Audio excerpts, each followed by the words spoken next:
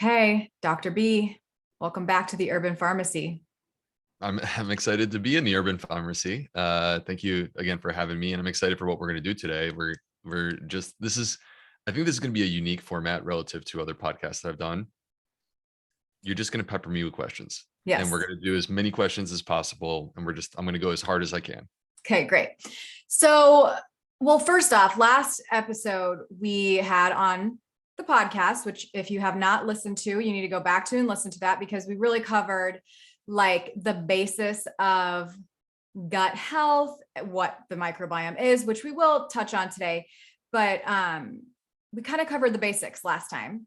Mhm. And I also started the podcast episode last time with this same question. And I'm going to ask you this same question because last time, Will, your favorite food at the time was just like getting some whole wheat pasta, getting some veggies, getting some marinara.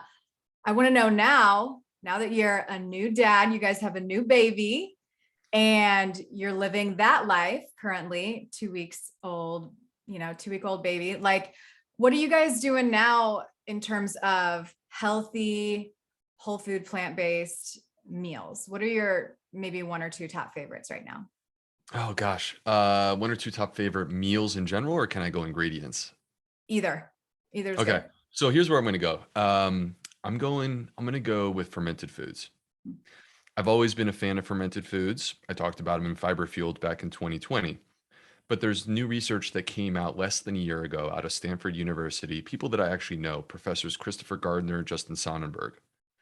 And what they did was they put people on a high fermented food diet. By the way, high fermented food doesn't mean you're literally eating bowls of sauerkraut.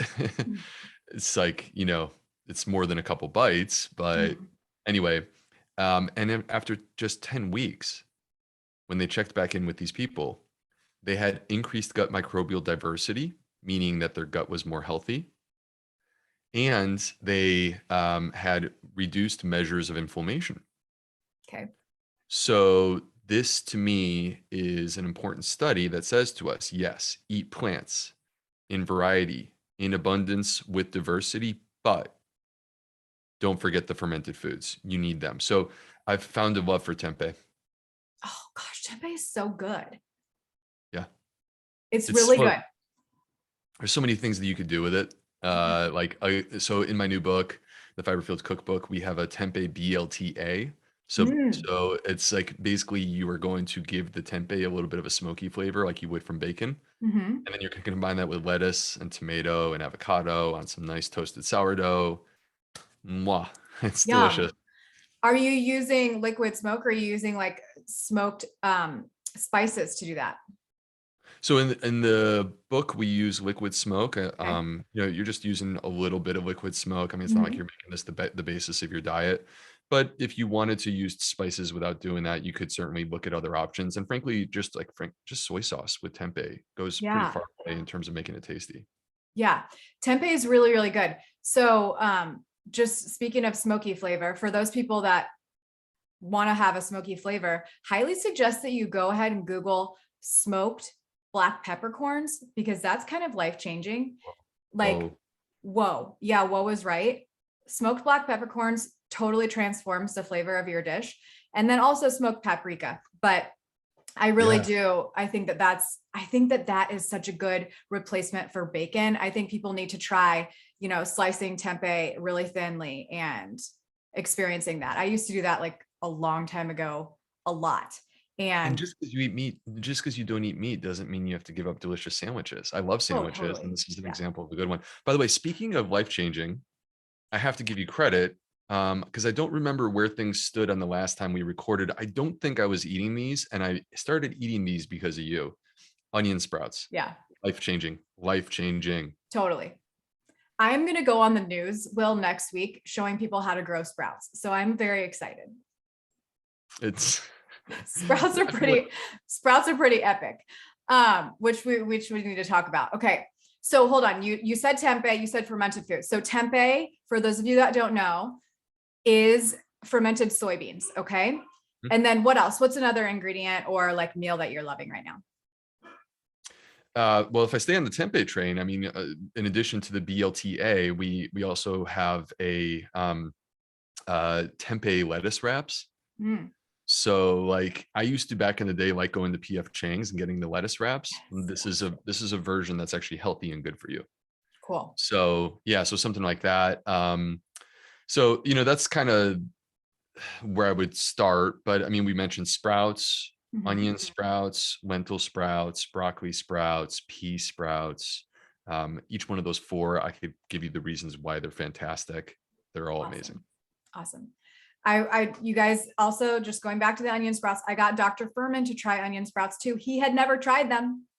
And if you just haven't, I mean, literally they will blow your mind, blow your mind. Okay. Let's keep going on the sprouts thing, because that is one of the questions that I wanted to ask you. Why would we want to eat sprouts? I know that you go deeper into this in your new book with, Doug Evans, and he's like the sprout dude. Top 3 reasons why we would want to eat sprouts. All right. Number one, insanely nutritious. Mhm. Insanely nutritious, because basically you are consuming the whole plant. If you think about it, most of the time when we eat plant-based, we're not actually consuming the whole plant. You're consuming the whole plant. It is as fresh as it could possibly be. I mean, I don't know how you get more fresh than literally you're growing it and then you put it straight into your mouth. Mhm. And you're catching it during this special time, germination, where like basically increased fiber, increased protein, increased vitamins, increased minerals, and special phytochemicals. Mhm. So you're talking about like literally in all cases of sprouts, the most nutritious version of that plant, the freshest version of that plant. You have a garden growing on your counter, your kitchen counter. That's amazing. Number 2, I'm going to go with the medicinal properties of sprouts. So sprouts can have unique characteristics that they are delivering to your body that are special. And people have heard me, I'm sure, if you follow me, talk about broccoli sprouts. Like I am a huge believer in broccoli sprouts because they contain sulforaphane. This is a cancer-fighting phytochemical. Mhm. This is why we celebrate broccoli in general, or cruciferous vegetables in general. But you can get 100 times, up to 100 times more sulforaphane in broccoli sprouts than you get in actual mature adult broccoli. So that's an example. But one of the new things that people probably have not heard about that I talk about quite a bit in my new book, because it's very relevant to histamine intolerance, Mhm. are pea sprouts. Okay. So histamine intolerance is a bit of a complex topic. We can Which go I deeper if wanted, you want. this was actually one of my questions, to just talk about what Go there. histamines are, because Yeah. I am not well versed in histamines at all. Okay, cool. I would imagine the vast majority of people are not, including your medical doctor. Mhm. Okay. But histamines are legit. They are a part of our body when we are in health. We have histamines in our bloodstream literally right now, Okay. and they're not to be vilified, but when they fall out of balance, when we have an excess of histamines, particularly when we have a damaged gut, we can suffer the symptoms of histamine intolerance. Now, the number one most common symptom in histamine intolerance is gas and bloating. Okay. If you have gas and bloating and you're not sure why, your ears should be perking up right now. But going beyond this, there's far more that can be histamine intolerance. Yes, other digestive symptoms. So beyond gas and bloating, discomfort, cramping, diarrhea, constipation.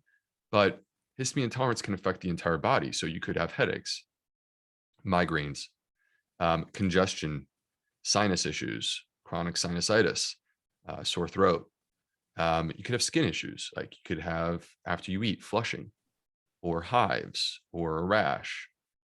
Could manifest with your cardiovascular system, your heart. So like rapid heart rate, lightheadedness, um, general fatigue. So if you're hearing this list, like I know this sounds complicated, but let me make it simple. Do you have 2 of these symptoms that I just rattled off? Mhm. If the answer is yes, you could have histamine intolerance. And the way that you answer whether or not you have histamine intolerance is not with a blood test, it's with a diet. You have to consume a low histamine diet. And then when you do that and your symptoms go away, boom, you just figured it out. And this is empowering information that you can then apply to your life. Okay. So our body has a natural defense system against histamine, or, even not even to call it defense, but more so to keep things in balance. Mhm. We have an enzyme called DAO, diamine oxidase. DAO is intrinsic in our body. It breaks down histamine. That way, when we have too much of it, you start breaking it down. A person who has histamine intolerance, like things are out of balance, you have too much histamine, you need to break it down, but the DAO is not enough. Guess what? You can eat pea sprouts. This is incredible. Pea sprouts actually contain this enzyme, diamine oxidase.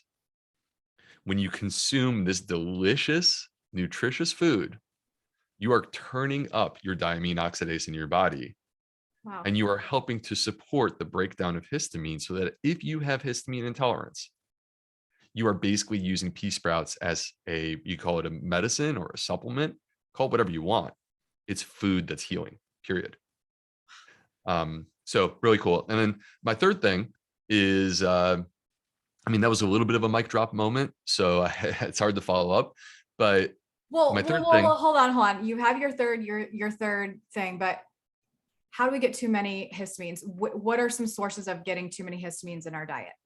Okay, so first, let's assume that your listeners aren't all completely 100% plant-based. I would hope that there are some people who are not just 100% plant-based, because this is a very inclusive environment we have here. And so the number one source would be fish. Mm. Fish or fermented foods. Those are my top two right there. And I talk in the book about this outbreak of histamine poisoning that took place in Sweden recently. So anyway, fish, fermented foods, those are the top ones.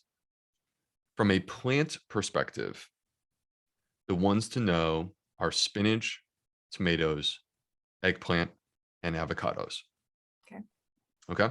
So the bottom line is that in the book, I provide a table with all of the details of exactly which ingredients can potentially be high histamine. But I also just frankly give you the recipes. Yeah, cool. And, the challenge with histamine, and the reason why your doctor isn't testing you for histamine intolerance, is that the only way your doctor could test you for histamine intolerance would be to hand you enough recipes for you to eat this way for 2 weeks. That's never happened in the history of medicine. Right. So what's cool is that now I have the ability to do that. Okay. All right. Number 3. Yeah. Number 3 for me is accessibility. People talk about how nutritious, fresh, organic food is not accessible. I understand where they're coming from. There is a lot of truth behind that. But you need to be sprouting. And we need everyone to be sprouting, because sprouts are nutritious, fresh, organic, and completely accessible. You can buy non-perishable legumes and seeds, and they're not very expensive. You can buy them in very high quality, where they have been tested for pathogens. They are organic, and you can use them when you're ready to use them. They could sit on your shelf for a year, and you sprout them when you're ready to sprout them. And when you take for example, half of a cup of lentils and you sprout them in 3 days, a half of a cup of lentils turns into 4 cups of lentil sprouts. So you are taking something like, what does a half of a cup of lentils cost? 25 cents. Yeah. Right. And you're blowing it up, 8-folding it into 4 cups of lentil sprouts that are even more nutritious and delicious and higher in fiber. And you can keep going. It's crazy. Okay. Awesome. So sprouts, you got to start sprouting. Okay. You got to get the new book to learn how to sprout. Okay. Very briefly, because we covered this on the first episode. Pre, pro, and postbiotics coming from food. Why are they beneficial to the gut microbiome? Okay. Is that a hard question? No, it's not. The answer is this. we have been focusing on the wrong things this whole time. It's not about probiotics. And frankly, it's not even purely about prebiotics. It's about what happens when prebiotics, and I'm going to describe these things more in a second.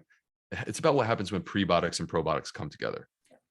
That's what matters, because then you are producing the product, the postbiotics, and the postbiotics are what actually are having the healing effects throughout your body. So prebiotics, those are basically gut feeding, gut nourishing foods. Fiber, resistant starches, and polyphenols are the prebiotics. And you will find them all in plants. The exception are mushrooms, which are fungi. Probiotics, you could take them in a capsule. You could eat fermented foods, which I, of course, have already said I support. But they also live inside of you. Probiotics are already there. We just need to feed them. So in terms of this equation, prebiotics plus probiotics produces postbiotics. Where we're really deficient is in the prebiotics. This is the part that we need the most. This is why I wrote Fiber Fueled. And when you start getting more of the prebiotics going, you are building the probiotics and you are producing the postbiotics, which are butyrate, acetate, and propionate. These are the short chain fatty acids. And that ultimately is what we want. We want that end product. Okay. And the postbiotics are what help to heal leaky gut. Yeah. And leaky gut, is this something that, I had a question on it. I'm trying to find it. How common is it? How common is, quote, leaky gut? If you could share any information on that. Well, we don't fully know. Let me say this. If a person has gut health issues, then to some degree they have leaky gut. This is not a light switch, right? This is not yes or no. These are shades of gray. And to what extent has your gut, to what extent is your gut not where it needs to be relative to what would be optimal? And so, so people who have digestive health issues, autoimmune issues, allergic issues, metabolic, which basically that means weight, blood pressure, cholesterol, diabetes, people that have many hormonal issues, like in women, endometriosis, polycystic ovary syndrome, but also like infertility. And then mood or neurologic issues, migraine headaches. When you go down this list, where you qualify as having one of these, there may be something that's connecting this back to your gut. Okay. You spoke about mushrooms and how they are not prebiotic. They are prebiotic. They are prebiotic. They are fungi. I'm sorry. They're not. They're in a different class. So can you explain to me why mushrooms are good for the gut? Yeah. So first of all, the reason why I have to give that caveat is that, I actually have been guilty in the past of saying that fiber is the only source, or that plants are the only source of fiber. And that's not true. Mushrooms are the exception. So I have to add the mushrooms in there, even though mushrooms are not plants, but I treat them as plants. They're to me, they're plants. Yeah. And they contain unique types of fiber that you don't necessarily find as readily available in the plant world. So an example are the beta glucans.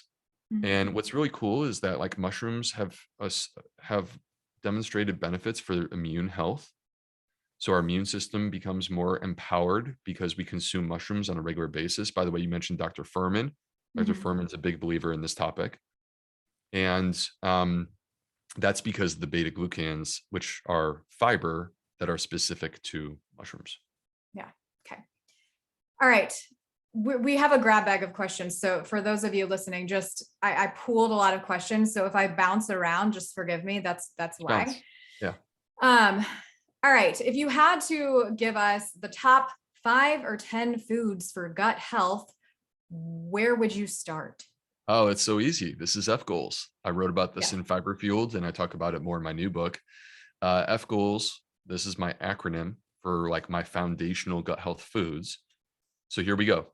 Fruit and fermented foods, greens and whole grains, omega-3 super seeds. That's chia, flax, hemp. Put all three of them into your smoothie, please. A, aromatics. That's onions, garlic, shallots, leeks. Mhm. L, legumes. S, okay, I got 3 for S. Mhm. So one is shrooms. We were just talking about them. One is sulforaphane. We were just talking about sulforaphane that you get from sprouts, broccoli sprouts specifically. And then the third is seaweed or sea vegetables. Mhm. So FGOALS is my acronym, but it ends up being 10 different types of plants. Perfect. Okay. Amazing. Yeah. And if you don't have Fiber Fueled yet, you need to get that book because it goes in depth about FGOALS and you can understand, where to get or what types of food fall underneath each one of those categories in specific. So love that. And speaking of mushrooms, side note, have you ever had morels? I think I have. I They don't look recall specifically. Talk to me though. okay. They look like brains, like on the cap looks like a brain.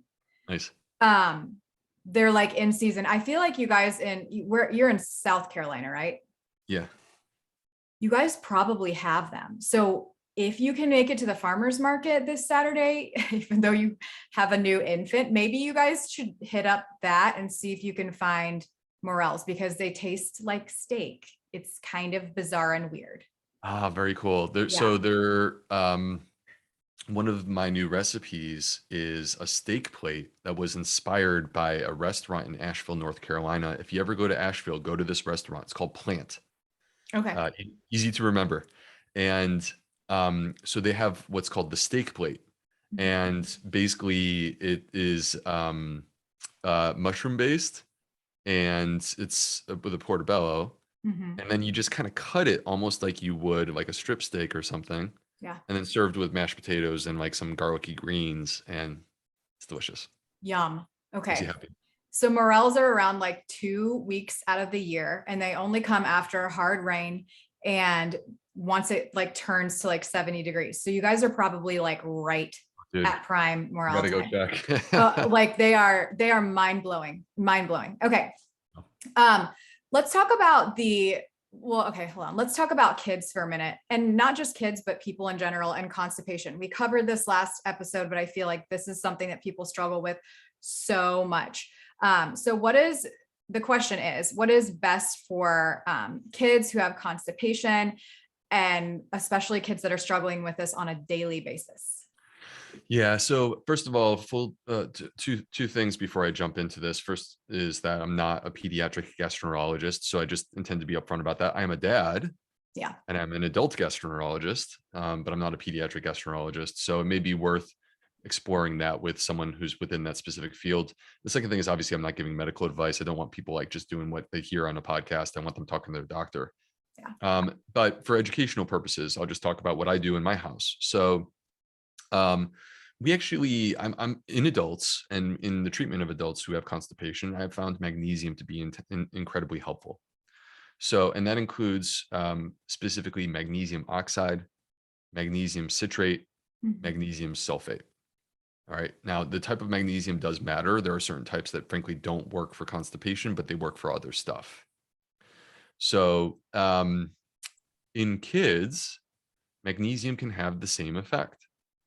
And so you can give your kids a little like supplementary dose of magnesium Mhm. before bedtime, and it may help to stimulate the bowel movement tomorrow that we're looking for. So, as an example, I'm not here to endorse a brand. I'm not endorsing, but Calm has gummies that are magnesium gummies. And I will give, for example, my son 2 magnesium gummies before bedtime, and it Mhm. helps him to have a good, robust, Bulsiewicz style bowel movement the following day.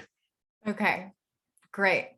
That's something that I actually wanted to ask you about in regards to, because I was speaking with Dr. Esser about this, and he was asking me what my favorite type of magnesium is, because I was saying that I like magnesium and I was trying to look at the different, like benefits of all the different types. And I Right. like magnesium citrate. Like if I want to take magnesium, I put it in my morning drink. Like that's just what works for me. It's just a powder.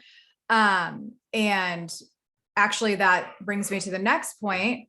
I had a friend in this pool of questions asking me about pregnancy. And she said that she has not taken any magnesium yet, but wants to know if that's something that could help constipation in pregnancy.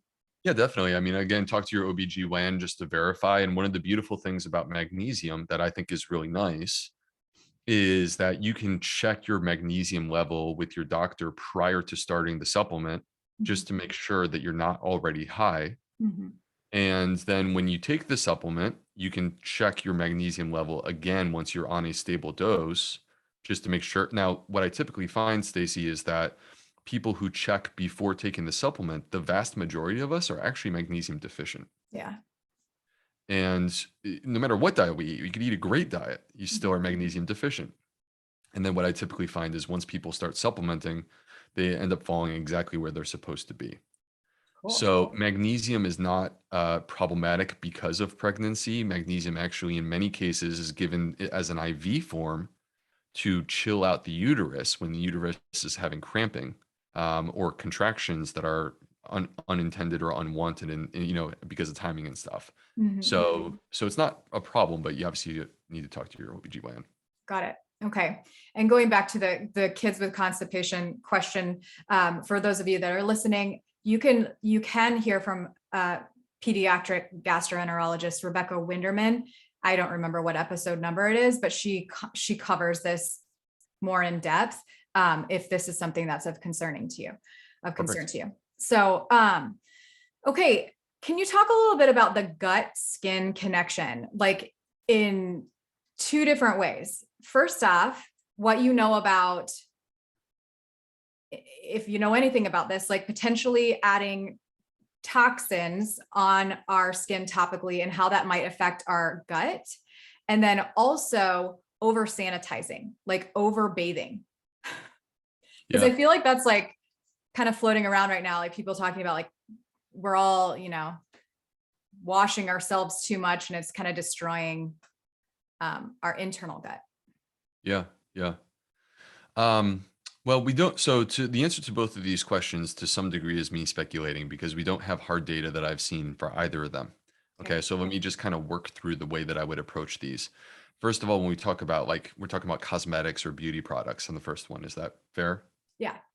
Okay, so which of course I use tons of those. I'm sure you do. Yeah. Every day. So, but the issue is this: when it comes to products, whether it be beauty products or whether it be, frankly, food, like ultra processed foods, we have not had testing on like nearly any of the products, particularly when it comes to gut microbiome. Mm. So it it stands to reason that, for example, ultra processed foods that contain chemicals that like are created in a chemical plant and mixed together to create the food, it stands to reason that those, first of all, they're going to come into contact with your gut microbiome. Could they make the microbiome more healthy? Possibly, but it's way more likely that they don't, right? When it comes to skin, the question is going to be, what is the level of absorption? And is that level of absorption adequate to actually come into contact with your gut microbes in a way that could disturb them? And obviously, we can't give categorical answers here because we don't know. And these are complex questions. But what I would say is this, that you want to first err on the side of using products that they are reducing the level as much as possible. They're being transparent and reducing the level of the chemicals that we do know cause problems. And they are simultaneously, you are using them in an amount that is like, look, use it when you need it. Let's not go overboard. Right. So, okay. The second question was over sanitation, like cleaning our body too much. It's hard to know. I do worry about like over sanitizing our home. Yeah. Right. Because it's already a pretty sterile structure to begin with. And, in terms of what we do in the shower, again, like I can't compare one product. This is a very broad question, so it's hard for me to compare one product to the other. But we're going to shower, we're going to use cleaning products. I see this as an opportunity to I'm not telling you to not shower. I'm saying where possible, let's opt for things that are have an emphasis or a focus. They're not going to be proven to be beneficial to your gut microbiome. That doesn't exist. But let's at least opt for the ones that have an emphasis or focus trying to protect us in that space. Yeah, kind of. I mean, I just look at it like, instead of using like everything antibacterial, whether it's on my body or even just like cleaning product, like I'll use vinegar instead of like killing all of the microbes I love that. on all the surfaces, right? We Yep. want to try to keep it diverse, just Yep. like we want to do for our inside gut too. Right. And it's So, just like, washing your hands is perfectly fine, but do we need to be doing Purell every 2 seconds? Of course right, not. right. No. Okay. Can you explain a little bit about how our gut impacts our hormones? Yeah, there's a lot that we're learning about this. Let me start off by saying that when we talk about hormones, we typically are going to focus on women's hormones, although it does affect men as well. And one of the major points of frustration in my sort of research endeavors is that I don't understand why women's health is not adequately funded or more funded for research. I don't get that. Half the people in our country are women, Mhm. and the other half, we care about women and we love them. And Right. so, like, why are we not doing more research on this? Mhm. What we do know is this, that the gut microbiome, there is a part of the gut microbiome, a subset, that is involved in hormonal metabolism like estrogen. And they actually have created a word for this. It's called the estrabolome. All right. And this is the part of your microbiome that basically is altering or affecting estrogen balance within your body using an enzyme called beta glucuronidase. Okay. So just understand that your gut is one of the players. It's not just your ovaries. The gut is a player in estrogen balance in your body, just like your ovaries are. And part of the way that we know that this is in fact, or we suspect that this is in fact a legitimate connection, is that if you look at estrogen related conditions, so endometriosis, endometrial hyperplasia, and even some types of cancer, so like breast cancer, ovarian cancer, endometrial cancer, all of these things are related to estrogen metabolism.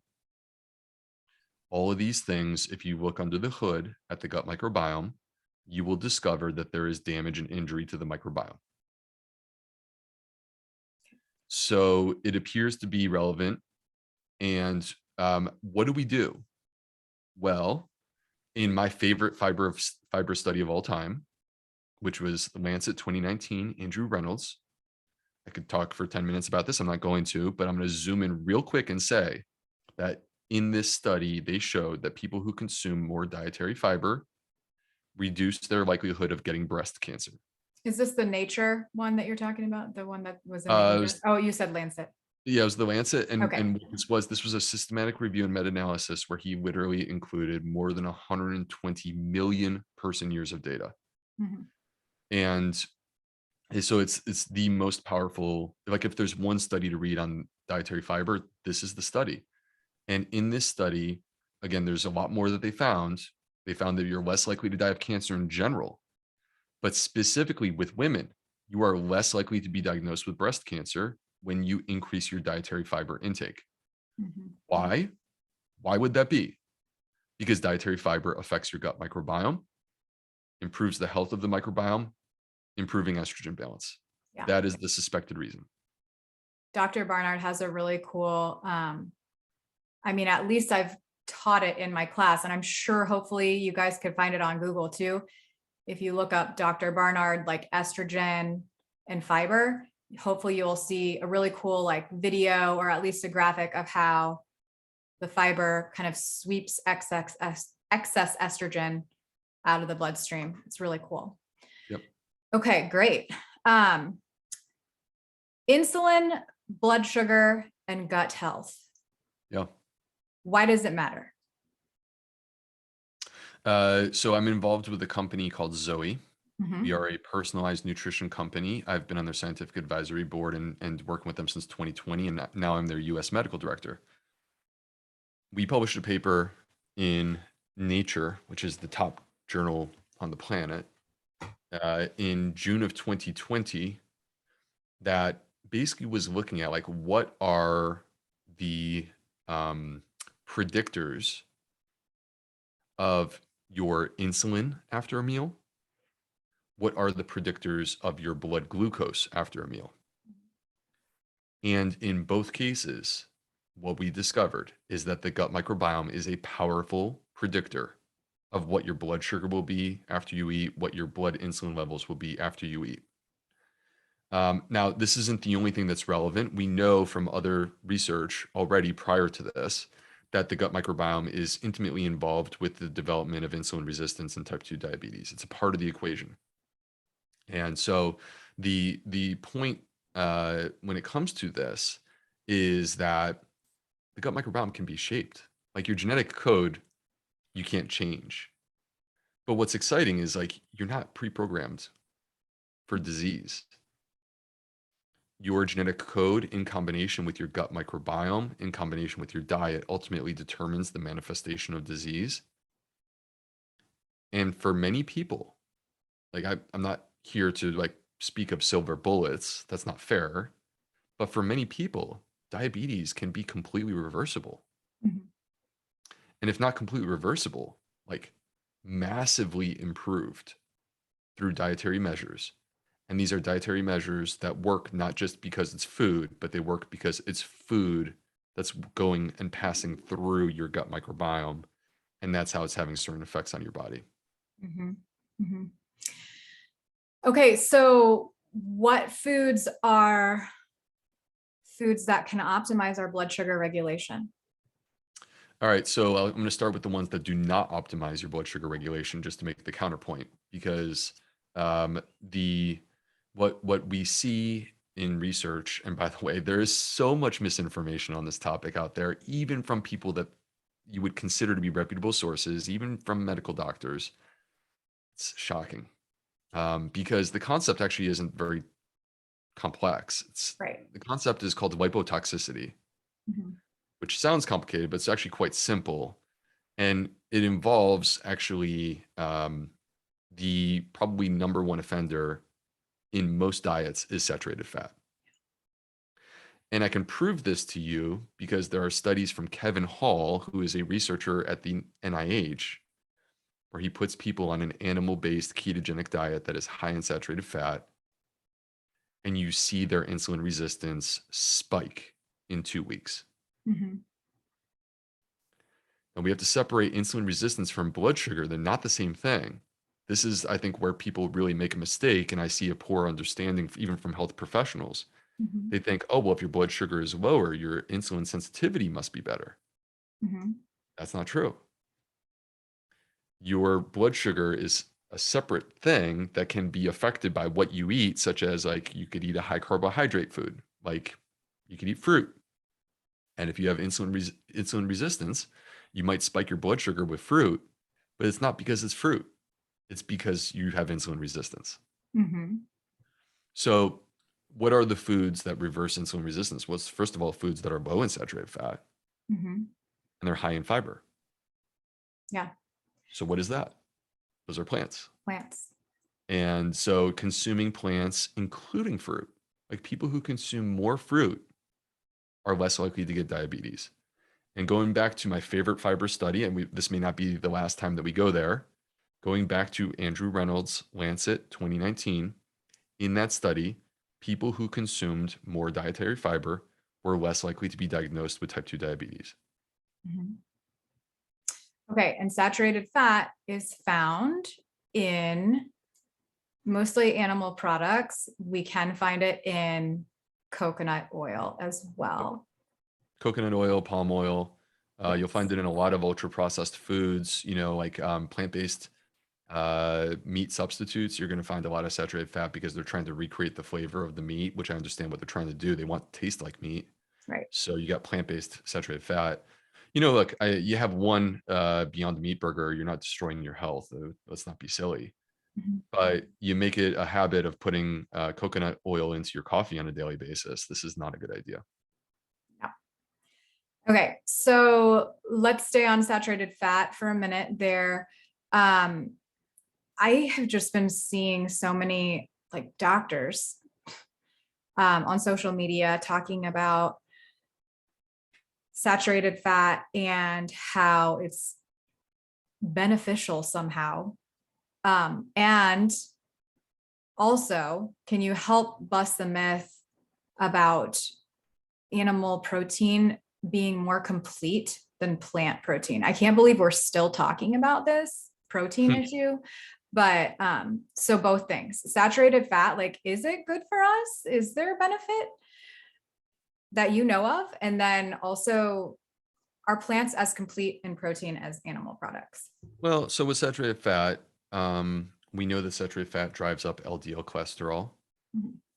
Every single person, I'm just like, even the people who believe that saturated fat is good for them, they will typically at least be transparent and tell you that when they eat a carnivore diet, their LDL cholesterol is absurd. Yeah. And with that, LDL cholesterol is a widely accepted independent risk factor for cardiovascular disease, meaning a heart attack. Our number one killer. Our number one killer, could be fatal. If not fatal, could be lifelong debilitation that you can't turn back from. Once it happens, you just have to deal with whatever's left over, and hopefully you're still around. Not to be fear mongering. This is just like being upfront about this because look, this is our number one killer. We have to be serious. Mhm. So, and Stacy, just to kind of frame this, I think it's important for people to hear this. We have multiple randomized controlled trials with multiple different drugs that reduce LDL cholesterol through different mechanisms. They work different ways. They come to the same endpoint. Let's lower LDL cholesterol. And guess what? These multiple different drugs working through multiple different mechanisms all achieve a similar endpoint. You are less likely to have a heart attack. You are less likely to die of heart disease. Mhm. If you want to be the guinea pig with an LDL cholesterol that is through the roof, and I'm telling you right now, I am fearing for what's going to happen over the long term. I know.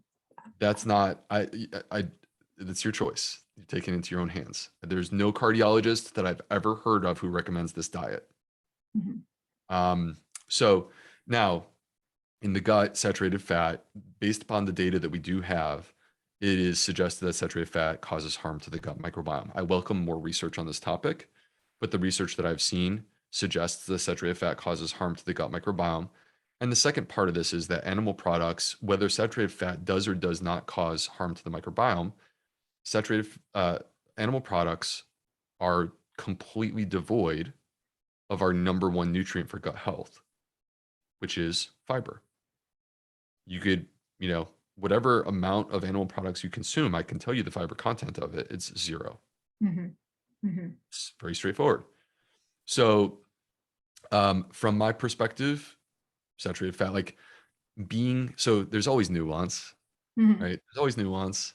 Can you consume some saturated fat and be healthy? Of course, Mhm. right? Is it silly for us to vilify it as if like you're supposed to be at 0 saturated fat? That would be silly. Like that doesn't make sense. All right. But in the United States right now, the average American is consuming far more than their body weight in meat on a yearly basis. And 95% of people are not consuming enough fiber. Mhm. We have work to do. Yeah. And the protein, like complete protein, like, can you just reiterate that all plants have all essential amino acids, and we don't need to be saying that plants are the reason why people are having metabolic issues? I mean, I know that that's like a super broad statement to say, but like, we don't have to be consuming animal products to have a healthy metabolic state. um it's driving me crazy. Yeah, you need to be consuming enough calories. That's Yeah. it's very simple. You need to be consuming enough calories.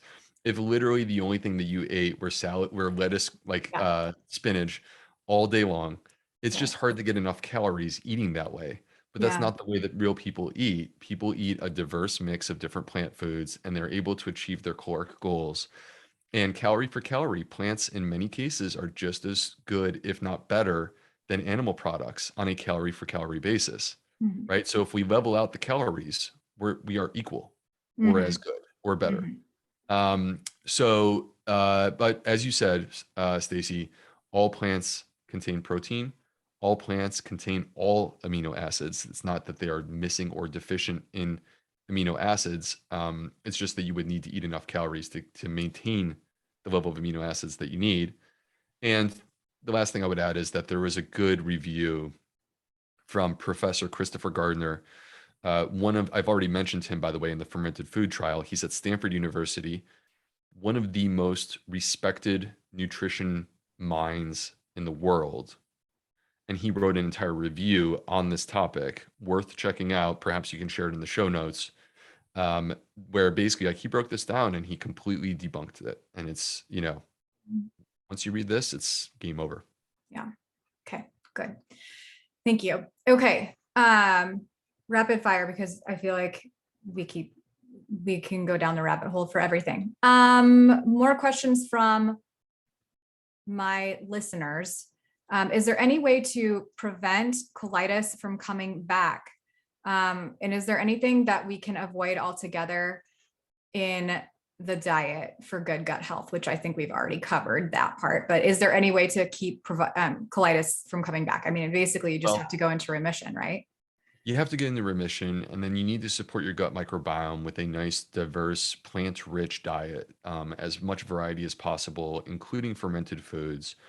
Recognizing that this is way more complicated than I could possibly cover in like a 30-second answer, okay? Because these are complex health issues, but that's the general approach. And then on the flip side, you don't want to be sabotaging your health with saturated fat, with ultra-processed foods, with sugar, stuff like this. And the last thing is, let's not forget the stuff that has nothing to do with food. Mhm.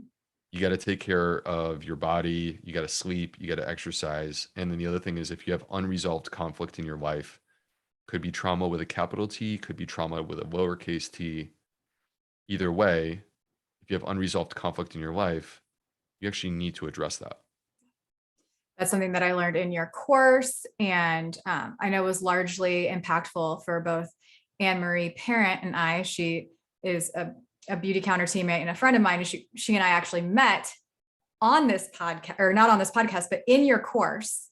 It's amazing. And Yeah. she was just on my podcast You're kidding. talking about your course and how it changed her life. And the whole podcast is about how to get your child to go plant-based. So, I mean, you have changed, it's pretty amazing, Dr. B, what you have done for me and Anne-Marie and all the people that have followed you. So it's pretty cool. It goes both ways, because now I'm eating onion sprouts. So we'll call it. Right. I mean, onion sprouts are pretty high up there on the We'll call it even on that one. Yeah.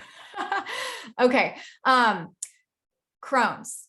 A friend's husband has Crohn's. Any tips on how to any tips on how to find a good lifestyle medicine doctor? Because at this point, they haven't found anybody to help him with that. Like you said, it's not just diet.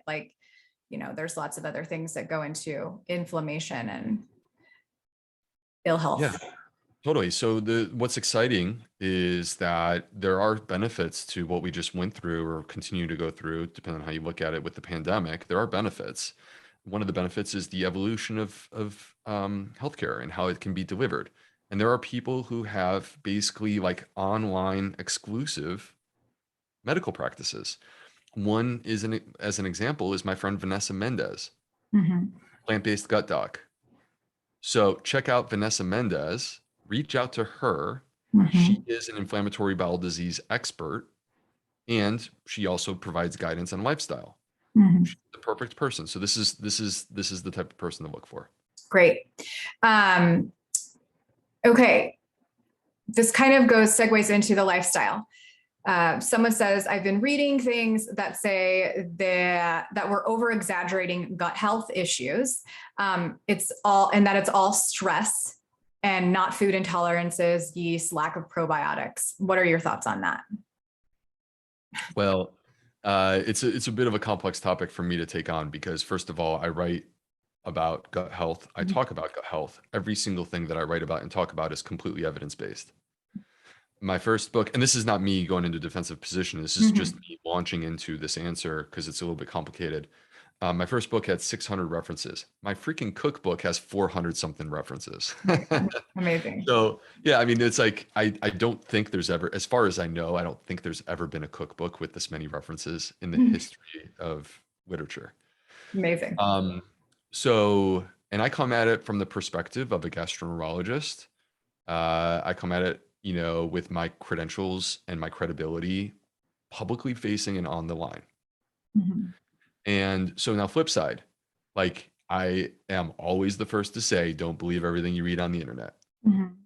So is there truth to what she's saying? Absolutely. Because if I turn to the internet and I type in gut health, I can assure you that one of the top 100 articles is not going to be from me. It's going to be from all of these other sources, and they're going to be talking about stuff that I wouldn't agree with. Right. So really the answer to this question is this. It's not like, is gut health real or not real? Is it overstated or understated? The answer is this. You need real sources. You need credible sources. Don't believe everything that you hear on YouTube. Don't believe everything you read on the internet. Step one is being a steward of your own health information, which means validating and verifying that you have a reliable source prior to accepting what they have to say. Because I'm shocked by the number of people who believe what is said by, I don't want to name any names, but some of the people that are like writing popular books. I can't believe that you actually will listen to this person. Okay. What about probiotics? Because that I have like 10 questions here. They're all like the difference in probiotics. Do we need to take probiotics? Should my kids take probiotics every single day? Do you want to drop any name brands that you love of probiotics? What do we need to look for? And then also digestive enzymes. People are asking a lot about that as well. Okay, let me take on both. So starting with probiotics, the answer is this.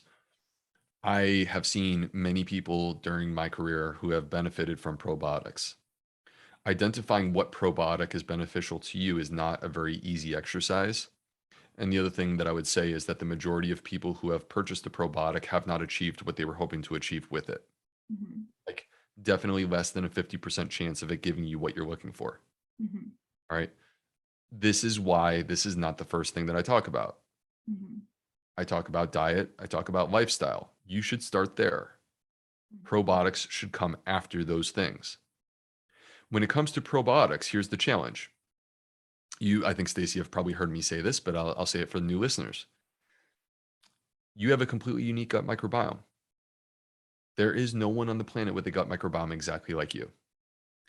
If you take two identical twins, they only share about 35% of the same microbes. Identical twins, same parents, same everything. So when you take a probiotic, you are introducing new microbes into a community that's already established. Will those microbes be accepted? Will they provide benefit? You don't know until you try. It's a trial and error thing. You try, and if it helps and you're comfortable with the price, then in theory, I would support that. You try, you notice no difference. Why are you spending the money? That's the way that I feel about probiotics. So would it be safe to say that if the probiotics do work, you could assume that it's potentially a population issue that you were having, not enough like good bugs, if you will. And then if they don't work, it's potentially like a structural issue. Like it's really hard to make it go all the way there. At the end of the day, your microbiome is not a bunch of single microbes working in isolation. This is a complex community of hundreds of different species of microbes that work in teams. Mhm. And one pops in and does this, then another one pops in and does that. And it's it's very complicated. Okay. So at the end of the day, what we look at is what is the health outcome?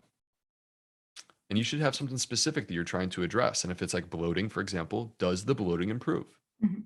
That's what matters. Okay.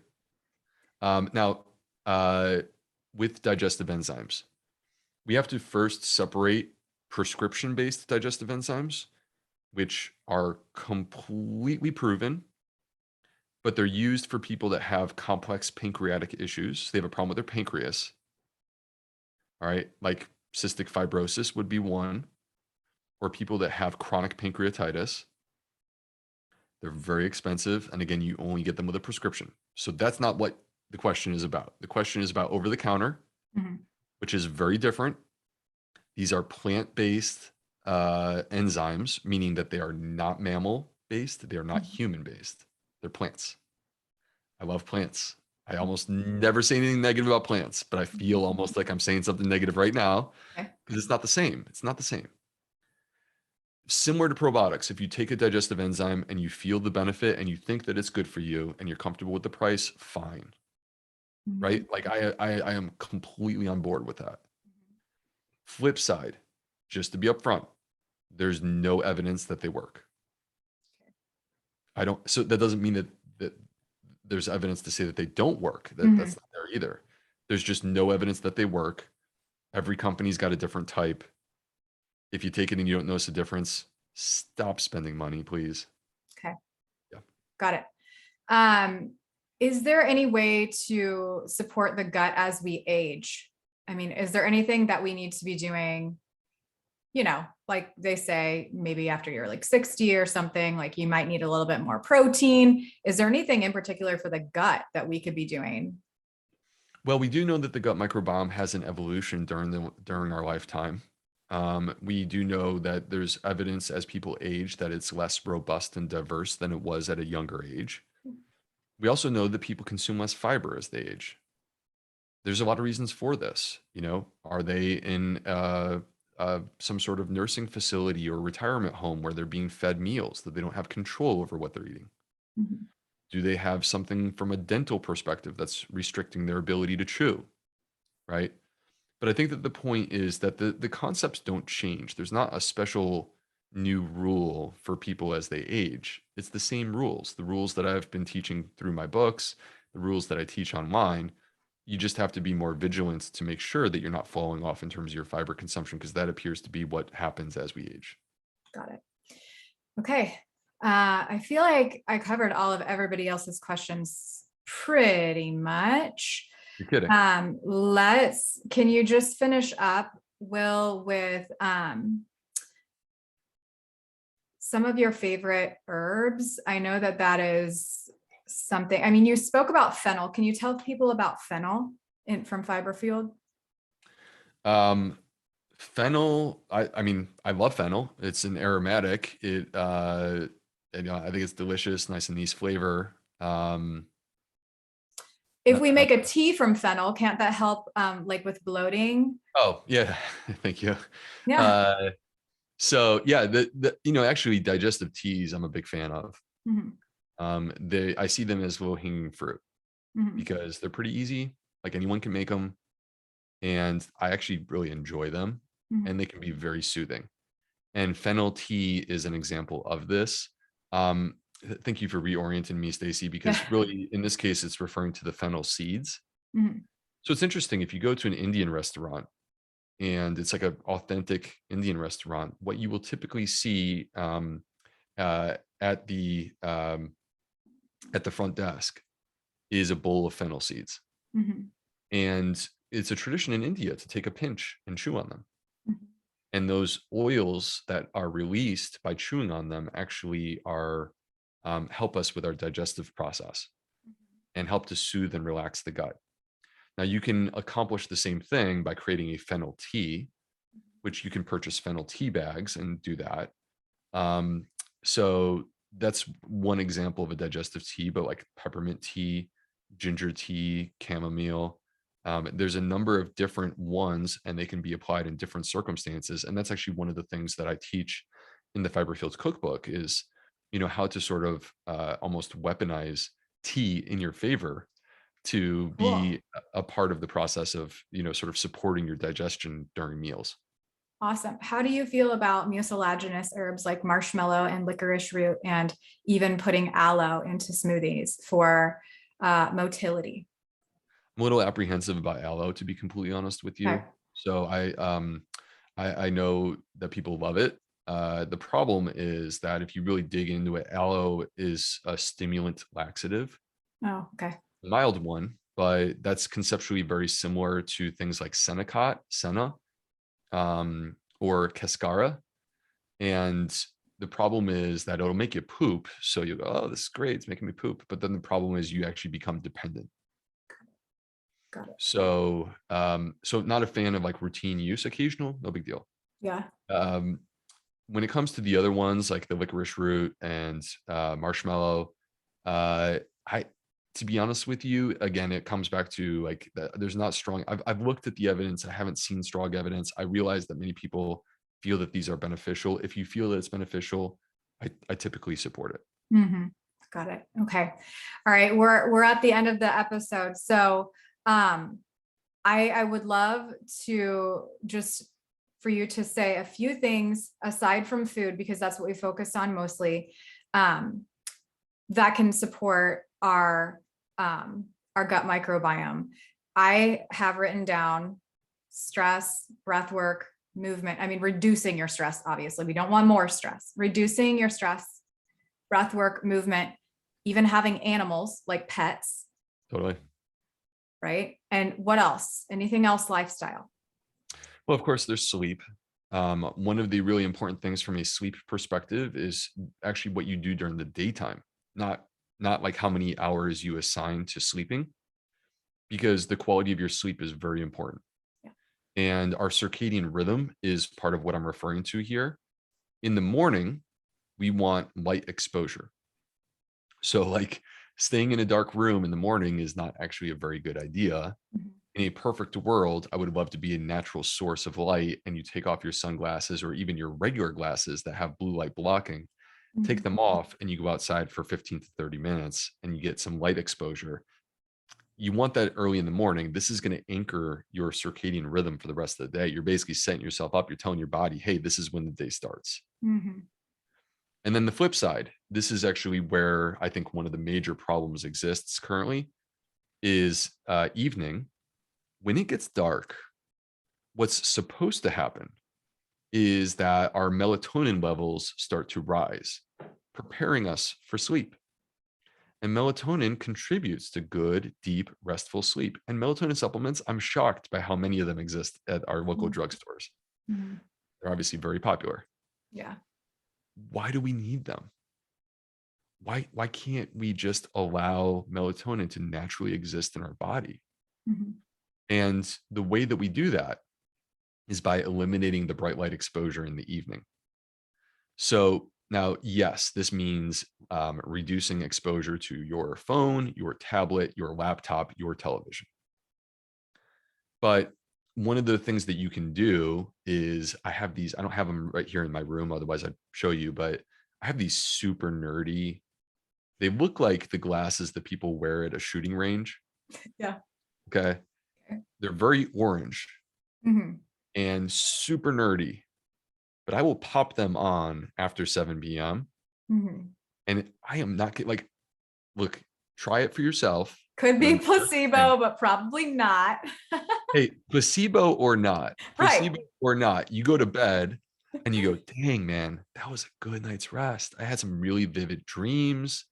I wake up fresh, right? Yeah.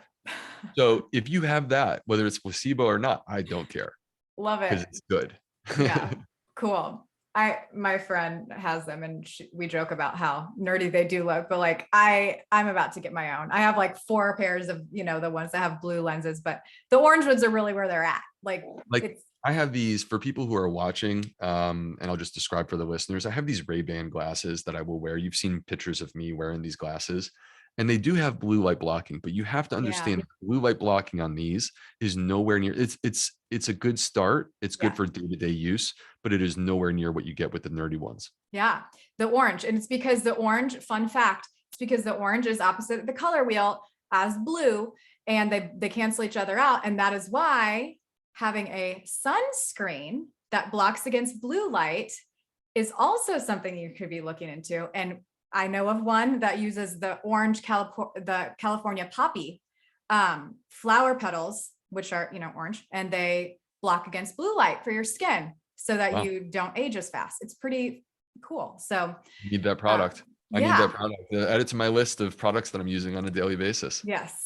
And safe ones, safe and clean. Okay. Dr. B, thank you so much for your time. I know that everybody's going to love this episode. You're incredible. Any final thoughts? And when does your book come out?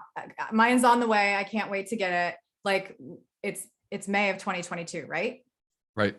Yeah, it's coming out May 17th. So depending on when this podcast episode is released, I am, so as I sit here today, the book has not been released and I'm having fiber fueled vibes. And basically what that means is that when fiber fueled was about to come out, I was just like, look, I got this secret that I feel like I'm about to share with the world.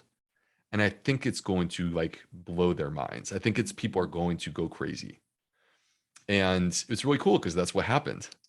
And I'm getting that feeling right now because this book, I feel like, I don't want to be hyperbolic about it, but I feel like this is a game changer Mm-hmm. because it's not just a cookbook. Yes, it does have 125 recipes. And frankly, if you just want delicious food, boom, I'm here for you. Yeah. Right. But what this book has that's unique is it's really basically a toolkit for gut health. No matter who you are, you can apply the principles that are taught in this book to improve your gut health. And there are principles. Like I literally don't have a single recipe until the back end of chapter 4. Wow. It's an entire book with 400 references that Mm-hmm. also happens to be a full color cookbook. So I teach you how to overcome food intolerances. There are 2 food intolerance based protocols Okay. built into the book. One is low histamine, one is low FODMAP. And then, like we have discussed during this episode, I teach you how to ferment. I teach you how to bake sourdough bread. I teach you how to sprout. So no matter who you are, make this book your own, apply it to your life. My wish is that it brings you great joy. It allows you to enjoy delicious food, but it also makes you more healthy in the process by supporting your gut microbiome. Amazing. Always over delivering. This is going to be incredible. I can't wait for you. And I can't wait to see all the recipes and to dive into it. Thank you again, Dr. B, for what you do and for being back on the podcast. I appreciate My you. pleasure. Thank you, Stacy, for having me. All right. Take care. Be well. Bye, everyone.